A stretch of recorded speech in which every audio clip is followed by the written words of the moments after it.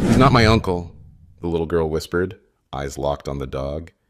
"He took me from my real home, and no one believes me." Everyone else looked away, but the police dog didn't. He barked once, then again, louder and louder, refusing to stop. So what did he see that no one else did? Before we reveal the full story, hit that subscribe button and drop a comment below telling us where in the world you're watching from. Now, without further ado, let's get into it. The afternoon sun beat down on the boardwalk of Pacific Bay, a picturesque coastal town where tourists flocked to escape their everyday lives. Officer Jared Flint adjusted his sunglasses and inhaled deeply, savoring the salt-tinged air, a welcome change from the urban smells of the city precinct, where he'd spent the last 3 years. Beside him, Daigle, his Belgian Malinois partner, walked with military precision, his alert brown eyes scanning the crowd with methodical efficiency. The dog's muscular frame moved with fluid grace beneath his sleek tan and black coat, drawing admiring glances from passing tourists and respectful distance from more observant locales who recognized a working canine when they saw one. It had taken months to convince Captain Reeves to approve this vacation. "You've earned it," the captain had finally conceded after their last case, a missing child found in an abandoned warehouse thanks to Daigle's uncanny tracking abilities. The 5-year-old boy had been missing for nearly 48 hours in freezing temperatures before Daigle picked up his scent where 3 other canine units had failed. The chief had called it a miracle. Jared knew it was simply Daigle being Daigle, extraordinary in every sense of the word. "Come on, buddy," Jared said, giving the leash a gentle tug. "We're off the clock, remember? Try to look like you're enjoying this." Daigle's ears remained upright, his posture unchanged as a group of laughing children ran past. Where Jared saw harmless vacationers, Daigle seemed to categorize each passerby as a potential threat requiring assessment. The contrast between them had always been stark. Jared with his easygoing demeanor and relaxed approach to life, and Daigle with his unflinching professionalism and laser-focused attention to detail. Somehow, their differences had forged one of the most effective canine partnerships in the department. While other handlers tried to mold their dogs to match their own temperaments, Jared had learned early on to embrace Daigle's intensity. The senior canine trainer had pulled him aside during their first month together. "Most rookies try to change their dogs," the trainer had said, watching Jared and Daigle run the obstacle course. "But you're letting him be who he is. That's rare." "He's better at his job than I am at mine," Jared had replied with a shrug. "Seems stupid to mess with that." 3 successful years and 14 departmental commendations later, they'd become something of a legend in Westridge County. The drug runners called Daigle the Ghost for his uncanny ability to find hidden compartments and concealed packages. The local press dubbed them the Odd Couple, the laid-back cop and his intensely focused partner who somehow combined to form a perfect team. "This is supposed to be a vacation," Jared reminded his 4-legged partner as they approached their beachfront hotel. 2 weeks of sun, sand, and absolutely 0 criminals to chase. Think you can handle that?" Daigle's only response was a subtle shift of his ears as a man with a large duffel bag walked past them into the hotel lobby. "Seriously?" Jared muttered. "That's just some guy with beach gear." In their room, Jared changed into board shorts and a faded t-shirt, while Daigle performed a methodical inspection of the space before settling into a sitting position near the balcony doors, his attention fixed on the beach below. "You're killing me, you know that?" Jared said. 3 years together, and I still can't get you to understand the concept of relaxation." "I've got a date tonight," Jared informed Daigle, scrolling through his phone. "So for a few hours, you're going to pretend to be a normal, friendly dog and not a furry police officer. Think you can manage that?" Daigle's only acknowledgement was a slight tilt of the head, his eyes never leaving the window. The Sandpiper Bar and Grill occupied prime real estate along the boardwalk, its open-air design allowing the evening breeze to carry the mingled scents of grilled seafood and tropical cocktails. Jared selected a corner table with a good view of both the entrance and the beach beyond, already regretting his decision to bring Daigle along. "Remember our deal?" Jared whispered, adjusting the casual collar he'd replaced Deagle's working harness with. Just pretend you're a regular pet for one night. 8 minutes later, Melissa arrived wearing a summer dress and a warm smile. "You must be Jared," she said, extending her hand. "I was worried I wouldn't recognize you, but your profile picture was spot on." Her smile faltered when she noticed Deagle. "Oh, you didn't mention you had a dog." "This is Deagle," Jared explained. "He's very well trained. You won't even know he's here." "He's intense," Melissa observed. "Is he always so alert?" "Occupational hazard," Jared admitted. "We're both cops, K-9 unit. He takes his job a little too seriously sometimes." The conversation flowed surprisingly well after that initial awkwardness. Jared was mid-laugh at Melissa's story about a stubborn sea turtle when he noticed Deagle's demeanor shift, ears forward, body tensing slightly. As their entrees arrived, Deagle's restlessness increased. He shifted position repeatedly, ears constantly swiveling toward the entrance, soft whines occasionally escaping despite his training. "Is something wrong with him?" Melissa asked, as Deagle rose slightly before settling again. "He's just adjusting to vacation mode," Jared explained lamely. The server had just set down Deagle's water bowl when the Malinois suddenly went rigid, his attention laser-focused on the entrance. Jared turned to see a man in his mid-30s walk in, firmly gripping the hand of a young girl who couldn't have been more than 8 or 9 years old. The man was average in every way, nothing that should have triggered Deagle's intense reaction. "Sir, your dog seems agitated," the server commented nervously as Deagle's low growl became audible. Across the restaurant, the man led the little girl to a table near the bar. The girl, thin with blonde hair pulled back in a simple ponytail, sat without looking up, her shoulders hunched forward. "Know them?" Melissa asked, following Jared's gaze. "No," he replied, though something about the interaction nagged at him. The girl hadn't spoken once, hadn't looked up at the server, hadn't displayed any of the typical fidgeting of a child in a restaurant. Deagle suddenly stood, a short, sharp bark escaping before Jared could stop him. "Deagle!" Jared hissed, grabbing the leash more firmly. "Down!" The man at the bar straightened, his eyes scanning for the source of the disruption, momentarily locking with Jared's before quickly looking away. "I'm sorry," Melissa said, setting down her napkin, "but this is a bit much. He's clearly not comfortable here, and honestly, neither am I anymore."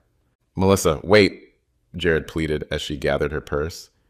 "Maybe another time when you're both actually on vacation," she replied, heading for the exit.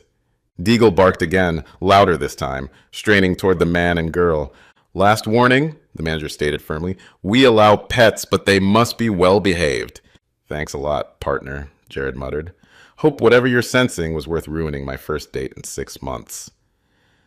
Across the room, the girl briefly looked up for the first time, her eyes meeting Jared's with an expression that stopped his internal complaint cold. In that fleeting moment, before she quickly looked down again, at a sharp word from the man, Jared glimpsed something that shifted his perspective entirely. Fear, unmistakable and profound.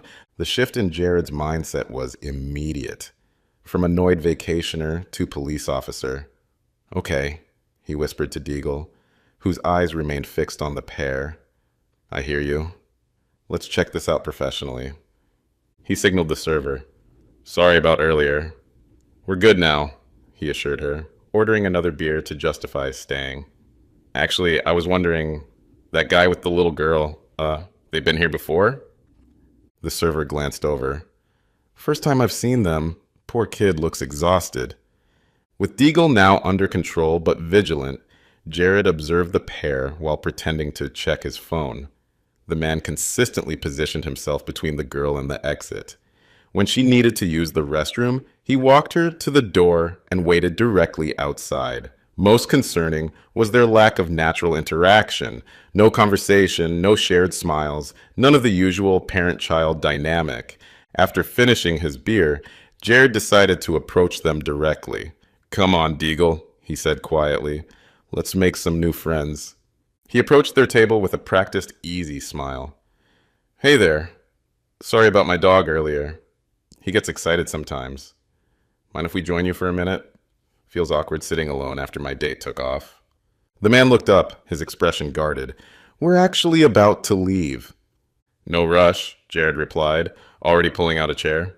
I'm Jared, by the way, just in town for a couple weeks. Russell, the man replied reluctantly, his eyes darting to Deagle. And who's this young lady? Jared asked, directing a friendly smile at the girl. Before she could respond, Russell answered, This is Grace, my niece. Nice to meet you, Grace, Jared said directly to her. How old are you? The girl glanced quickly at Russell before answering in a barely audible voice, 8. 8's a great age, Jared continued cheerfully. My niece is 9. She loves the beach. Are you enjoying your vacation, Grace? Again, Russell intercepted. She's tired. We've had a long day of activities. Jared noted Grace's unwillingness to look at either of them, her gaze fixed on the table. Where are you folks visiting from? Springfield, Russell answered, after a slight hesitation. Just here for a few days? Springfield? I have friends there, Jared lied smoothly. Which part? North side, Russell replied, his finger tapping rhythmically on the table. Look, we really should get going. Grace needs her sleep. Jared noticed Grace's small flinch when Russell stood abruptly. No problem, just trying to be friendly. Cute kid, Jared commented, slowly standing. She looks a little like you around the eyes, though the blonde hair must come from her mom's side? Her mother is my cousin, Russell replied, the details shifting. We should go. Grace stood silently, her small hand automatically reaching up to be taken. The gesture struck Jared as rehearsed rather than natural, especially for an 8-year-old. As they moved away, Jared observed Grace's gait, the slightly reluctant steps, the unnatural stiffness in her shoulders, the way she maintained precise distance from Russell without the natural gravitational pull children typically have toward their caregivers. I hear you, buddy, Jared murmured to Deagle. Something's definitely not right. Jared maintained a casual posture as Russell and Grace moved toward the exit, but his mind was running through police protocols for suspected child endangerment. The inconsistencies in Russell's story were mounting. First, Grace was his niece, then his cousin's daughter. Hold on, Jared called out, affecting sudden inspiration. Before you go, I just remembered something. They're doing a special kids event at the aquarium tomorrow. Discount tickets for families. Thought Grace might enjoy it. The improvised reason to continue conversation worked. Russell paused, clearly weighing the awkwardness of continued interaction against the suspicion a too hasty exit might create. That's thoughtful, but we already have plans, Russell replied, his grip on Grace's shoulder visibly tightening. Jared moved closer, watching Grace's reaction. So Grace, do you like animals? Deagle here is actually a police dog when we're not on vacation.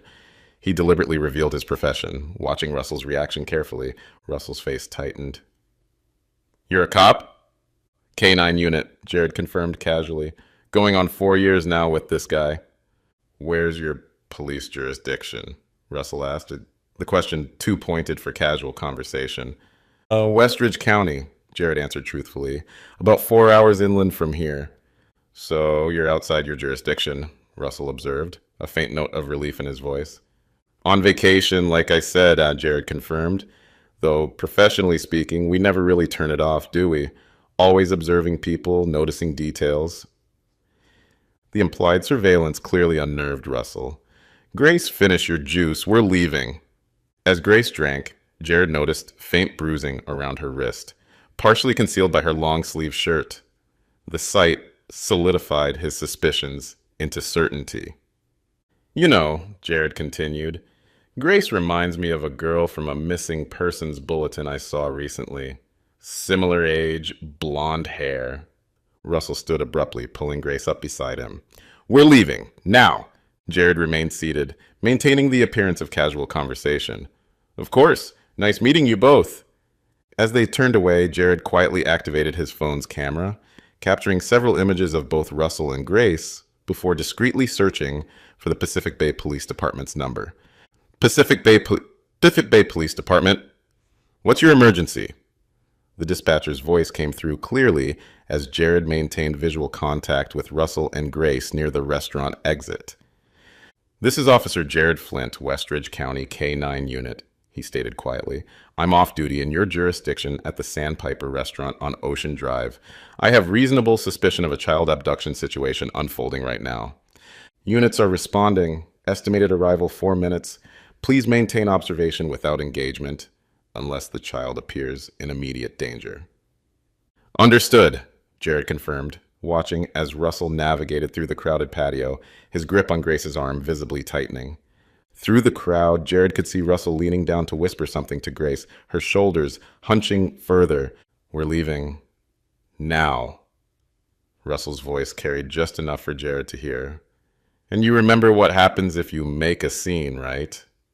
"Command, subject is making verbal threats to the child," Jared updated the dispatcher. "I'm maintaining distance, but prepared to intervene." Russell had reached the steps leading from the restaurant patio to the boardwalk. The dimmer lighting would make it easier for him to disappear with Grace into the network of side streets beyond. "Russell!" Jared called out. "You forgot your receipt." The manufactured excuse caused Russell to hesitate momentarily, looking back with obvious suspicion. In that crucial pause, something extraordinary happened. Grace, seeing Deagle's attentive gaze fixed on her, suddenly made deliberate eye contact with the dog. With Russell's attention momentarily diverted toward Jared, the little girl blinked 3 times in quick succession, an unmistakably intentional signal. Deagle's reaction was immediate. His ears pricked forward, his posture shifting subtly from alert to action ready. The dog had recognized what Jared had missed, a distress signal deliberately directed at him. "Time to go," Russell snapped, noticing the exchange. He yanked Grace roughly down the steps toward the boardwalk. "No, please," Grace's small voice emerged, barely audible, but distinctly resistant. "Shut up," Russell hissed, his calm facade crumbling as he dragged her along. "One more word, and you'll regret it." The threat transformed the situation from suspicious to imminent danger. Russell pulled Grace toward a dark alley between buildings, away from the well-lit boardwalk. The girl's feet nearly left the ground as she was dragged along, her free hand reaching back in a silent plea.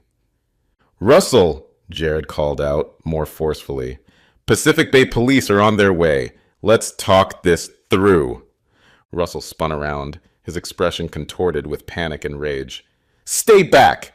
She's my niece. This is none of your business." "Then you won't mind waiting for local police to confirm that," Jared replied, maintaining a controlled approach. "Just let the girl step away while we sort this out." As they turned, Grace twisted just enough to make eye contact with Deagle once more, blinking that same deliberate pattern. 3 rapid blinks, a silent plea that transcended words. "Deagle, protect!" Jared commanded, using their specialized command for situational intervention rather than suspect apprehension.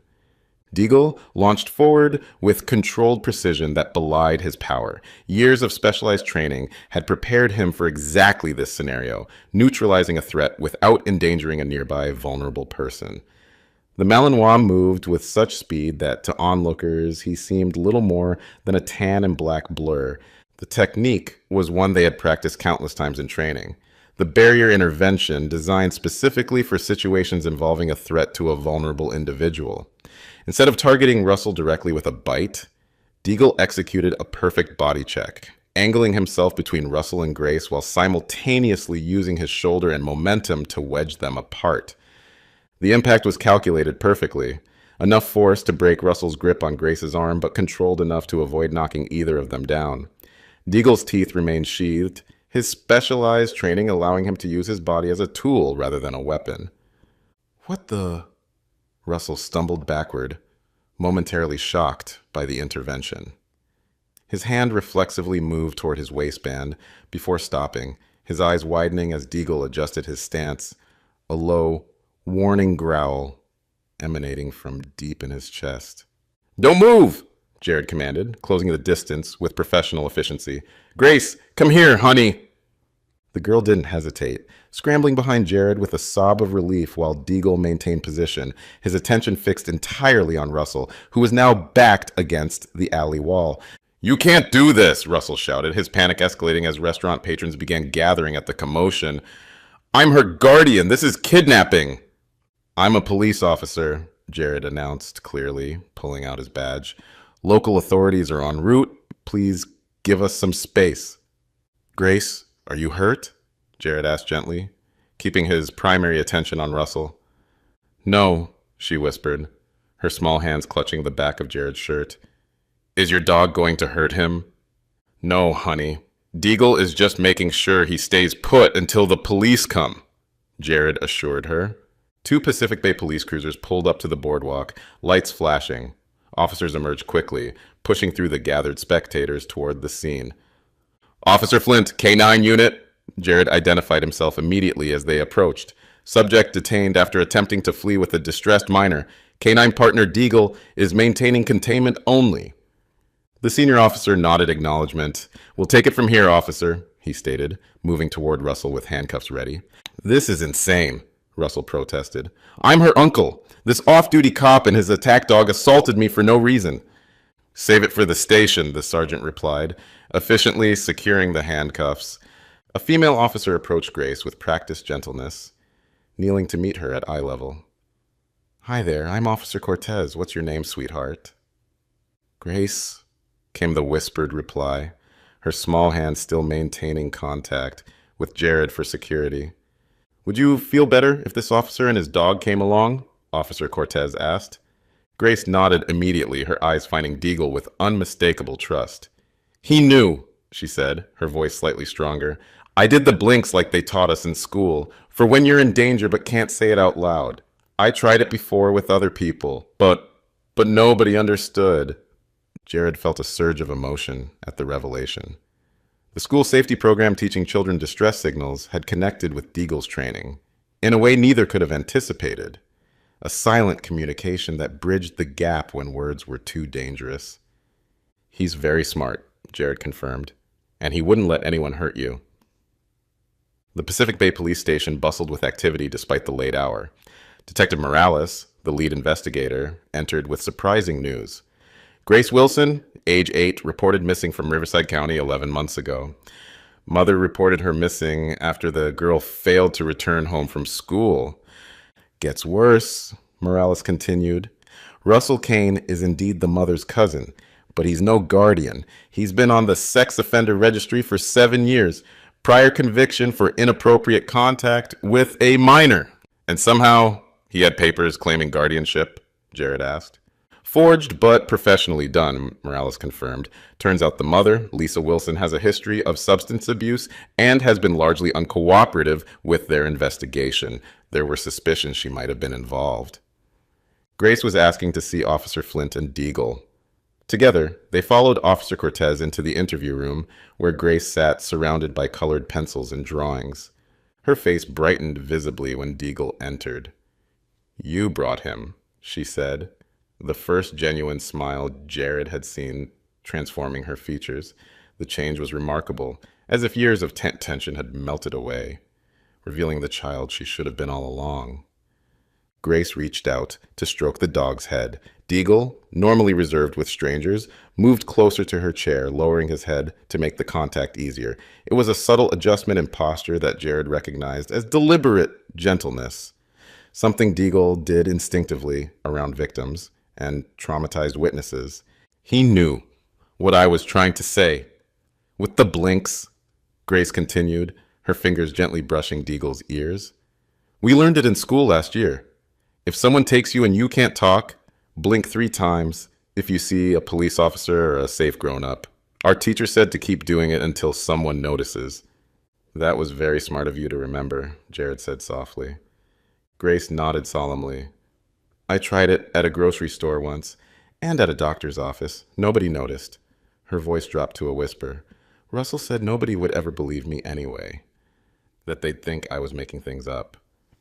"Deagle is very special," Jared explained. "He's trained to notice things other people miss." "Is he going to catch Russell?" she asked, her voice dropping. "He's not really my uncle. He said if I told anyone, they'd put me in a worse place." "Russell can't hurt you anymore," Jared assured her. "He's in custody, and the police here are making sure you're safe." She held up one of her drawings, a rendering of Deagle separating her from Russell. "I made this for him. Do you think he likes it?" I think he loves it, Jared replied, emotion making his voice slightly rough. He doesn't usually get thank you pictures. 2 days later, Detective Morales approached Jared on the beach. The transport team from Child Protective Services will be arriving this afternoon to take Grace to her temporary placement. She's been asking to say goodbye to you both. How's she doing? Jared asked. Better than expected considering everything. The medical exam showed no signs of sexual abuse, thank God. Neglect and emotional abuse, certainly, but she's been spared the worst. Morales shook her head. The psychologist says her resilience is remarkable. She never stopped looking for opportunities to signal for help. Where will she go now? Jared asked. Her maternal grandmother in San Diego. Apparently, she's been fighting for custody since before Grace disappeared, claiming the mother was unfit. At the police station, Grace gave Deagle one final hug. I'm not scared anymore, she declared. I did the signal like they taught us, and it worked. A police dog saved me. As they watched Grace walk away with the social worker, Deagle's eyes tracked her until she disappeared from view. The dog then looked up at Jared with an expression that seemed to ask, did we do enough? Yeah, buddy, Jared said quietly, kneeling to ruffle the fur behind Deagle's ears. We did good. Really good. Deagle leaned slightly into Jared's touch, an unusual display of vulnerability from the normally stoic dog. In that moment, Jared was reminded that beneath the training and professional discipline, Deagle processed emotions in his own way. Cases involving children always affected him differently, as if he understood the special vulnerability of the young. You know, Jared said thoughtfully, back at the academy, they taught us that canines are tools, living equipment to be utilized for specific tasks. He shook his head slowly. But they had it backward. We're not the handlers. We're the translators. You knew what Grace needed before anyone else did. You understood a language no one else could hear. Deagle's amber eyes held Jared's gaze with an intelligence that sometimes still took him by surprise. Even after years of partnership, the connection between them transcended words or commands, a silent understanding built on mutual trust and respect. Outside the station, Detective Morales stopped them with a final handshake. The chief wants me to express our department's gratitude. Without your intervention, we might never have found her. Just doing our job, Jared replied automatically, then corrected himself with a glance at Deagle. Actually, he was doing his job. I was too busy trying to be on vacation to notice. Morales smiled. Well, sometimes the best officers are the ones with 4 legs. As they walked back toward their hotel along the sunlit boardwalk, Jared realized something had fundamentally shifted between them. Deagle still maintained his professional vigilance, still scanned their surroundings with trained precision. But now, Jared recognized it not as an inability to relax, but as a gift. A constant readiness to protect that had saved a child's life when all other safety systems had failed her. I guess we're both always on duty, huh? Jared mused, receiving a single tail wag in response. And you know what? I wouldn't have it any other way. Have you ever noticed a child giving subtle signals that something wasn't right? Sometimes the smallest signs, like Grace's deliberate blinking pattern, can indicate a child in serious danger. What other safety signals do you think every child and adult should know to help protect vulnerable people? How important do you believe specially trained animals like Deagle are in situations where human communication might be restricted or monitored? Their ability to sense distress and understand communication that predators don't recognize can literally save lives. If this story touched you, please hit that like button and subscribe to our channel for more extraordinary canine stories. Don't forget to turn on notifications so you never miss our new uploads.